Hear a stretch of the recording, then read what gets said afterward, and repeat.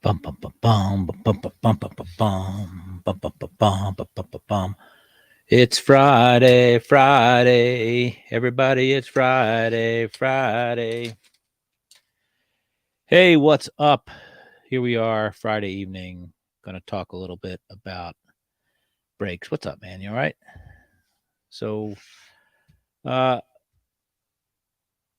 I'm not a huge fan of modern breaking, and there's nothing in there that I want to do or want to really participate in. I don't mean to offend those folks. I'm sure they're going after stuff they want and doing it the way they want to.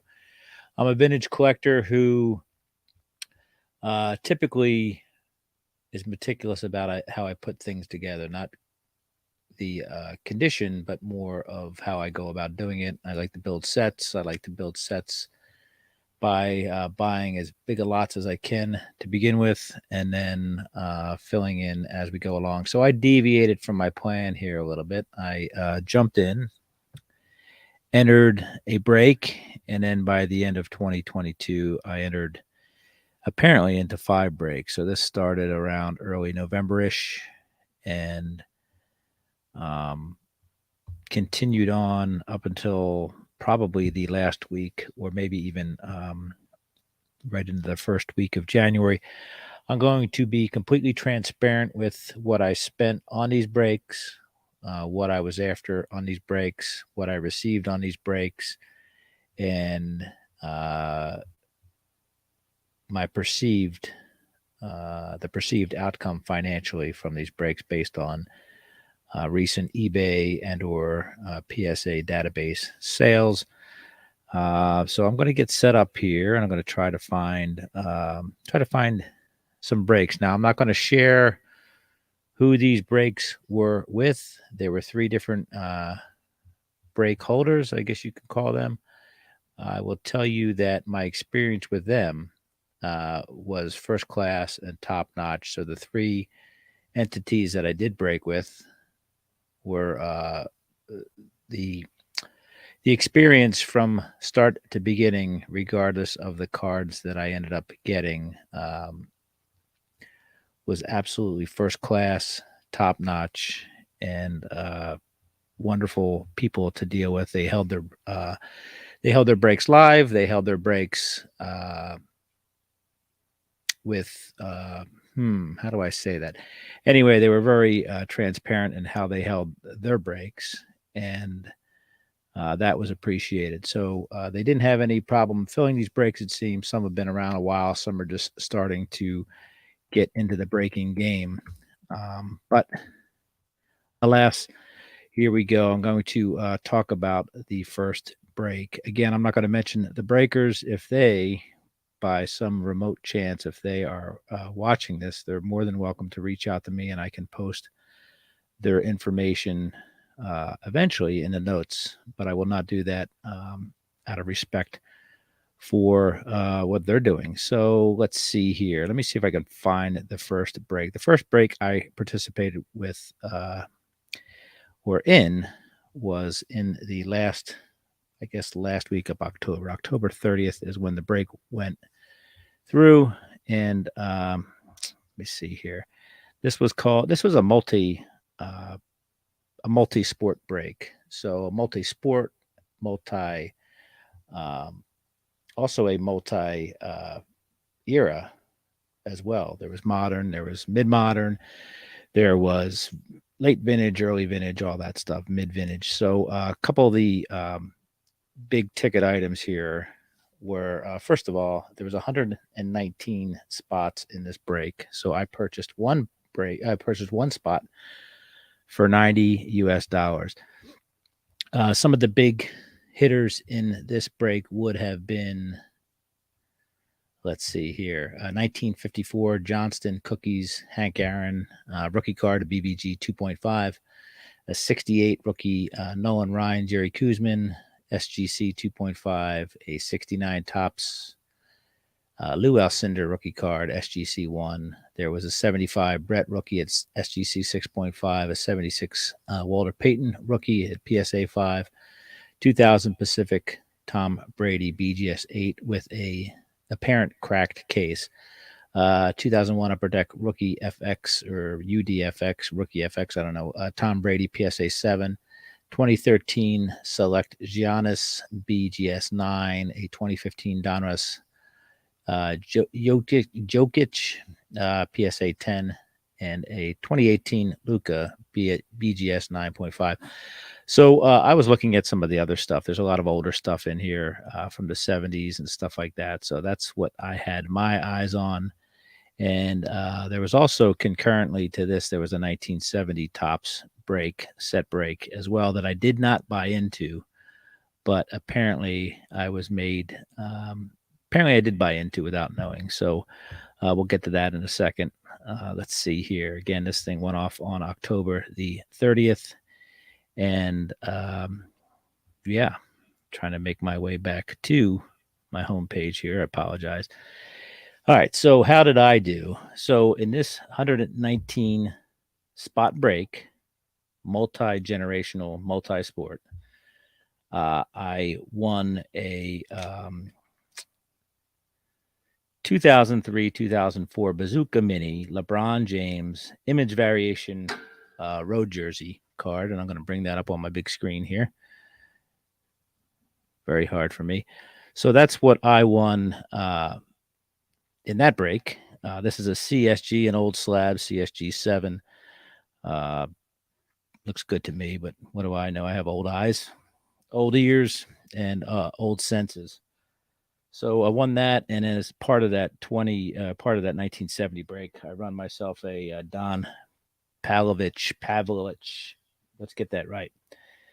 Don Pavlovich Red Sox card. So those came in the mail. LeBron, boy, I'm not a big LeBron guy, but LeBron is one of those guys that straddles the eras to me. Kobe was the guy. Before that, Michael was the guy. But out of the last 30 years, 30 plus years, it's Kobe, Michael, and LeBron. LeBron may be getting ready to break the all-time scoring record. I have this listed on my eBay store at a ridiculous price. Obviously, it's a modern card in the 7, which doesn't help anybody much, I guess, as far as wanting that card. So it's there. If somebody wants to buy it for a ridiculous price, they can. Otherwise, I have not integrated it into my collection. So that's break 1. I'm going to bring the sheet up here, and we'll kind of track this as we go. Let's see here. I should probably share my screen. Bam, share screen.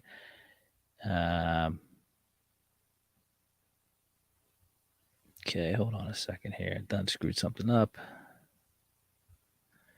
Anyway, maybe I can't share my screen. All right, so I'll be transparent here again. $90 buy-in amount. The LeBron has gone for recently $51. The Don Pavlovich has gone for $1. So that's a $52 hit for my part.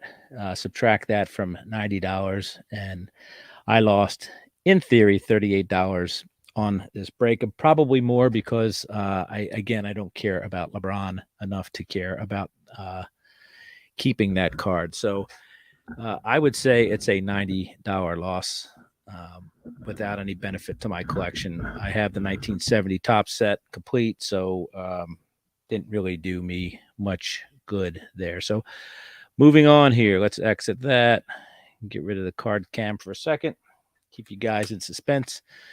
Next break number 2. This was a big one. Okay, this was a break of the 1933 Gaudi set, complete set other than the Nap Lajoie. Nap Lajoie was not included in this. And so I bought in regardless at a ridiculous price. I said ridiculous price of $585. $585. You had the chance to win the 4 of the Ruth cards, 2 of the Garrett cards, and they were all PSAs. So there was a PSA 4 181 Ruth, PSA 3 149 Ruth, and the other 2 were PSA 2s. Both Garricks were PSA 2s. I would have been happy with any number of cards from this set. So that's just the top 6 spots there that were listed. And I would have been hugely uh, elated had I gotten the Jimmy Fox or the Lefty Grove or the Hack Wilson, bunch of cards in there that I absolutely love. So let me look at my computer real quick here. Let's see here. I'm going to look at some of these 33 Goudies. See what we're looking at here. So this again was a $585 buy-in. I have no idea what I was thinking doing it, but I did it.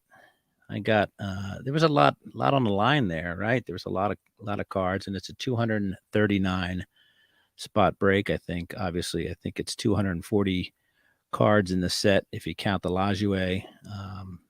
But the 4 Ruth cards, big bangers, 2 Garrigs, Jimmy Fox. There's 2 Jimmy Fox cards in there, and a whole bunch of other stuff. Dizzy Dean, Mellott, Bill Dickey, Hack Wilson, like I said, Lefty Grove, like I said, Vance, Wayner, all that stuff. I would have been happy with a good portion of that, probably the upper 10 to 15%, probably 10% of those cards, which puts you around the top 24 cards. I would have been happy landing any of those. Rogers Hornsby's in there, Mickey Cochran, Garinger, Speaker, Frisch, Trainer, all those guys.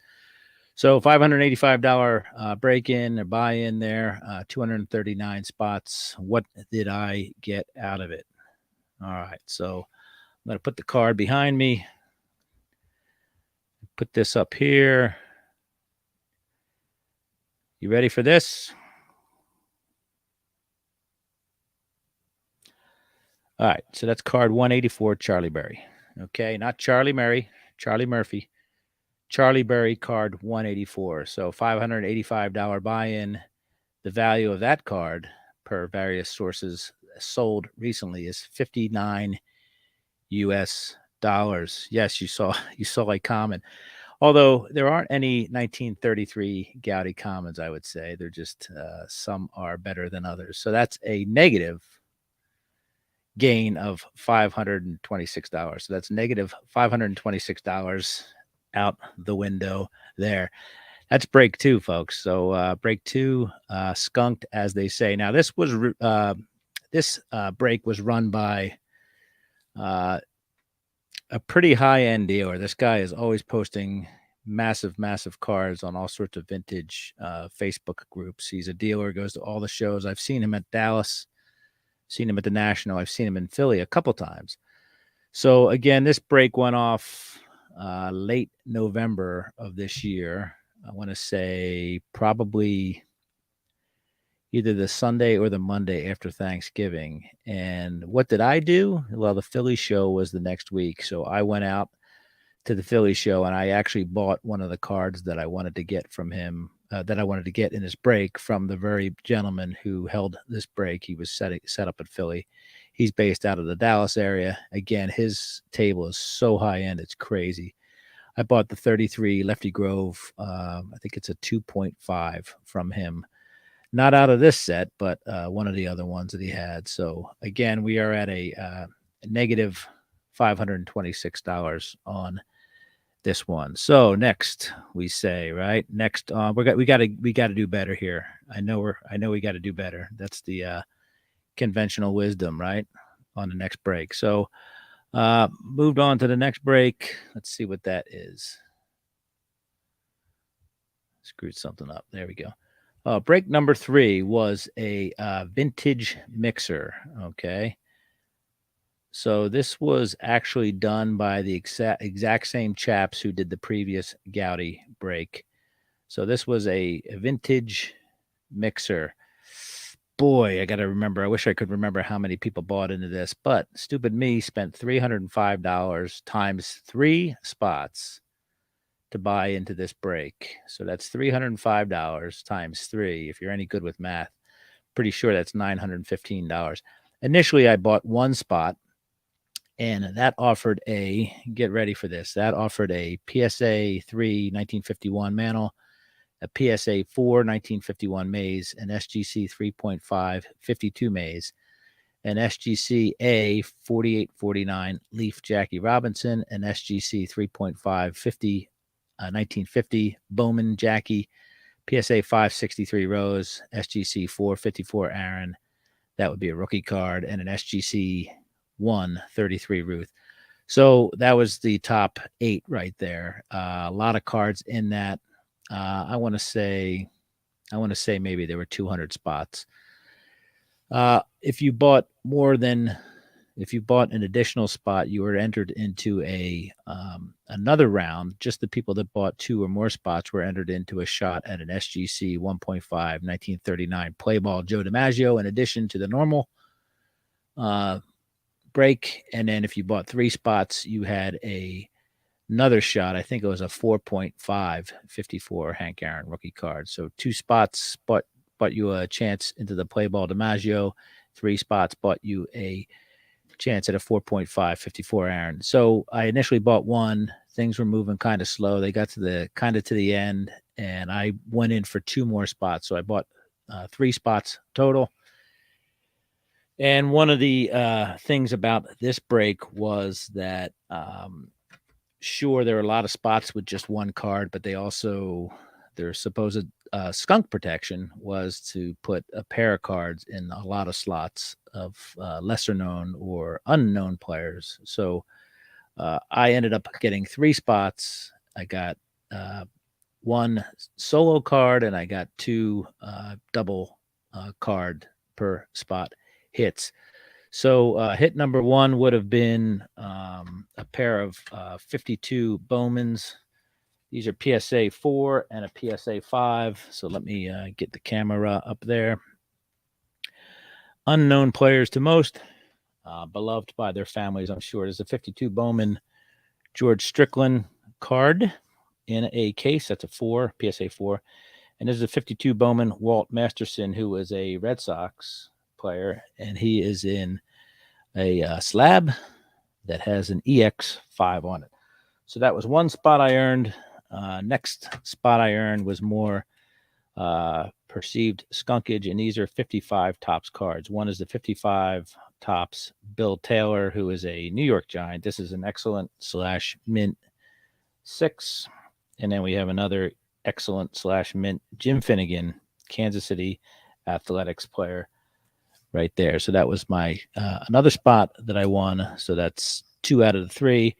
And then with the 3rd spot, I won this SGC 5 1956 Larry Doby. So great card. I don't have it. In fact, I want to say out of these 5 cards, I may have had a Bill Taylor of the 55 unslabbed, but 55 Doby SGC. I actually prefer SGC. There's no surprise there. That's a great card. Larry Doby, the first African-American player in the American League. So that's that. Let's get rid of that. Put my ugly face back on the screen. 305 times 3, that's $915. The last sale of the 52 Bo Masterson was $4.63. The 52 Bo Strickland was $10. The 55 Topps Finnegan, $25. The 55 Topps Taylor, $12.35. And the SGC 556 Doby, $190. That is a gain of $241.98. But when you subtract that from the buy-in of $915, we're at $673.02 in the hole just on that break alone. So as you can see here, I keep getting worse. Well, maybe I don't. Yeah, $38 in the hole, then $526 in the hole, then $637 in the hole. So I'm down, man. I'm down. I can only get better, right? Well, this next one seemed a little more up my alley. This is the, instead of playing $100 a hand, this was more like playing $5 a hand. So moving on to the next break, this was a Topps break, 1965 Topps set break, 599 spots. And now the way they do these breaks, and forgive me if you guys already know this, when you sign up, they throw your name on a spreadsheet, and as you sign up, that's the spot you get till they randomize it. And then in a assigned slots for mixer breaks, they assign cards to the different slots. And then with a set break like this, card number 1 is whatever the first card in that set was. So you see some names in there. I'm not going to share any names, but there's some friends of mine that was in this break in particular. So this was a $10 buy-in break for the 1965 top set. Now, I'm ashamed to admit that I don't have as many 65 tops cards as I should have. I'm actually pretty embarrassed about it. Let's see here. I'm gonna look at my collection. See what I have here. It's probably out of the 50s and 60s top set. It's probably the least amount of cards I have. So going into this break, I had, I think, 64 tops 1965 cards. Now I have some good ones, so I'm not too embarrassed. I have the Mickey Mantle, I have the Yaz, and stuff like that. So it's not horrible, but it's woefully understaffed, as they would say in my collection. So I have the Mantle, the Aaron, Brock, Yastrzemski, Cepeda, yada yada yada.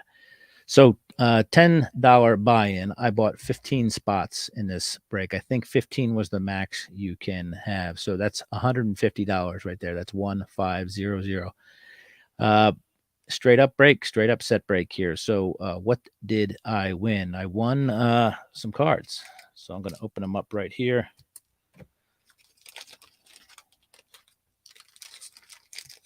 Let's see here. I have the, I guess I should bring this thing up here.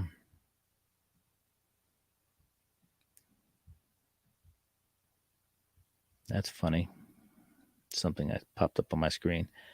65. It's the cards team set. That is first place National League, which is pretty neat. Tony Gonzalez, Al Spangler, sounds like a principal's name. Jim Pearsall. Jim Pearsall is one of the first vintage cards I ever got. 62 Jim Pearsall. Ron Fairley. Now these are names that I know, but aren't too well known, or at least they're not showing their love in any of the sales online. Athletics rookie. These would be the Kansas City Athletics right there. Reds were second place, so I got their card right there. Frank Kreutzer. I believe that's the name of a boy. I gotta get rid of this. Frank Kreutzer just jumped off my card shelf. All right, there's Frank. Curt Flood, big fan of Curt Flood, so I have his 65 card. Lou Krause, got him as well. Clear them off. Red Sox rookies. Would have been nice to win the Carlton rookie, or what I really wanted here was the Carlton, the Clemente, Joe Morgan rookie, probably Pete Rose and Koufax. I think I already have the Mantle. I think I have the Mays, so it would have been nice to get some of those, but wasn't meant to be. Roy Sievers, Washington Senators. Now here we start to get into some players that might have some name recognition. Don Larson as a Houston Astro. Gil Hodges as a Senators manager. And then the big hit for me, there's worse, but there's also better, was the 65 Willie McCovey. So that was 15 cards total, mostly commons, some mid-tier players. Some of them were higher value due to their association with being a later series, but we'll go over the numbers now. This is break 4 out of 5 breaks. So the Cardinals were, and I think I just went off of Beckett OPG here, because who's going to Beckett OPG, online price guide. Thank you.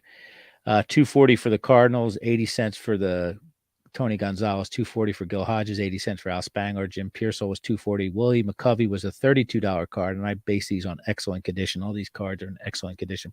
Probably more, but my eyes suck. Ron Fairley, $1.60. Athletics rookies, $1.60. Cincinnati Red Team, $2.40. Frank Kreutzer, $3.20. Don Larson, $6 card. Curt Flood, $8 card. Lou Krause, $3.20. Red Sox rookies, $3.20. And Roy Sievers, the highest card in the set at $5.74 was a $6 card. So that's a total of $76. And I only lost $74 on this break. So, yeah, starting to turn the worm, as they say. Now, where do we go from here? Break 5. Some of you have seen the cards that I posted on Twitter for this. And it's going to be no surprise to some here at all. So this was a 1953 Topps set break. 53 is a set that I'm kind of working on by default. I came into a lot of them in a auction that I bought a massive lot on. So at this point, I need 95 of these Topps, 1953 Topps. Also, while we're speaking of 1953 Topps, it's probably, I think, my favorite set of Topps. So 274 cards in the set, second year of the mainstream Topps sets. There are some big players in there, as we know. And for me, I'm doing all right there. I think I have the Mantle and I have the Satchel Paige. And that's card number 1 and 4 by most sales metrics. And then yada, yada, yada. We go on and on from there. So 274 spots in this break, $70 a pop. I bought 3 spots initially. Top cards were SGC 2.5 Mantle, SGC 4 Jackie Robinson, SGC 4 Berra. That's the Yogi Berra. SGC 4 Satchel Paige, and an SGC 3 Willie Mays. Was getting a little slow there, so I ended up buying the last 3 spots as well. So that's 6 spots, $70 a pop for $420. And this break wrapped up, I want to say, last week sometime. And so going to tell you before we get too crazy here, I'm going to try to share my screen again if I can. I don't think I just bought a new computer, so it's I may not have the permission to do this. Bam. Can't do that yet. Okay. Anyway, this set went from Santa Rosa, California to San Francisco, or my shipment, I should say, Santa Rosa to San Francisco over the Honolulu. So I got to Honolulu, left San Francisco January 7th at 7:12 p.m. and was at the Honolulu Distribution Center January 9th at 2023 at 2:54 a.m. January 12th, nothing. And then it finally showed up this morning, Friday the 13th, at the Philadelphia Distribution Center, and surprisingly came out to delivery to me today. So I have a feeling it went to Hawaii. There was an airplane ground stoppage for a while, and then now it's in my hands. So what did we win? Well, let's see here. Let's get back to the screen. And again, probably not a mystery to those who follow me on social media. This is card number 223, Johnny O'Brien. This is a card that I did not have. I had, out of the 6 spots, I needed 3 out of the 6 cards that I got. With that said, the other 3 cards that I already had, these are conditional upgrades to those. So I kind of did all right. All 6 of these will go into my collection. So this is Johnny O'Brien.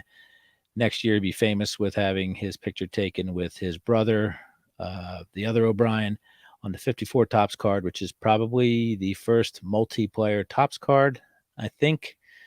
I feel comfortable saying that. I know there were some 53 Bowman multiplayer cards, but I want to say he was on the first Topps multiplayer card in 54.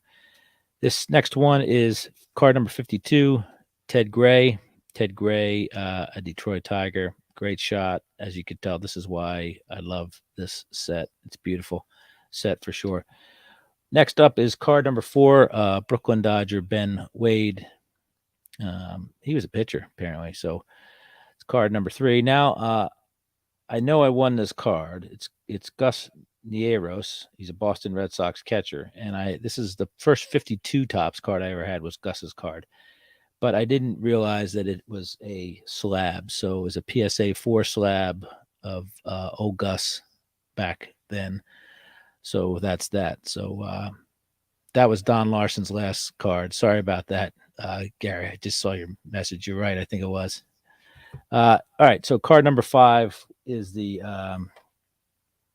card 27, which is Roy Campanella, SGC 3. Did not have this card. this is a great card, as it will go up in one of my display cases and proudly hang there. Incidentally, there is an antique store near me that has had this raw version in one of their cases for, I think it's $95. It's probably a one on a good day with the lights turned down, and they want $95 for it. But I'll show you here in a bit what the last one of these sold for, an SGC3. And then I guess finally, card number one is the Jackie, the SGC4. So it's one of those things where you're throwing in the towel and breaks. You're down a lot of money, and then you win, and you just got to walk away. So this is probably my swan song for breaking for a while, but I was able to walk away with this. It would have been nice to get the mantle. I have a mantle and a one. The maze would have been great too, but to get a Jackie and an SGC4, pretty darn happy with this card for sure. So that's that. Let's go over the numbers there, and then we'll do a quick recap of the entire situation here.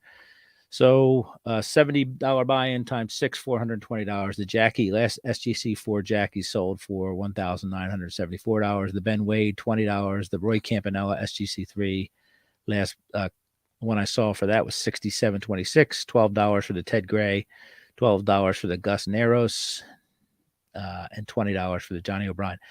That is a $2,105.26 hit for a clearance of my cash of $1,685 for this break. Now, if we add it all up, I'm up a whopping $374 in theory. I'm not selling most of these cards except for the LeBron. So that was $2,160 in buy-ins. Ridiculous, stupid, and it was a net it wasn't a net. It was a total value of $2,534.24 per the last comp sold, and it was a net of $374.24. I think I'm done with these breaks for sure for a while. Perhaps I might sneak in if the right one suits me, but I will tell you that over the last since this last break, and I found out about winning that Jackie, I've seen a lot of the same people offering breaks, and I've declined to participate for various reasons. Some of the sets just aren't appealing to me, like the 56 or the 60. They're good breaks, but for what they're asking for, it doesn't suit my needs at all. So I think I'm done for a while. You can quote me on that. So I apologize to everybody that's here for not yapping earlier, but I kind of wanted to get into my role here and get through my thing and all that stuff. So thanks for watching, folks, and I appreciate it. If you have any questions, reach out to me. If you want to buy my LeBron, make me an offer that I can refuse, but probably won't.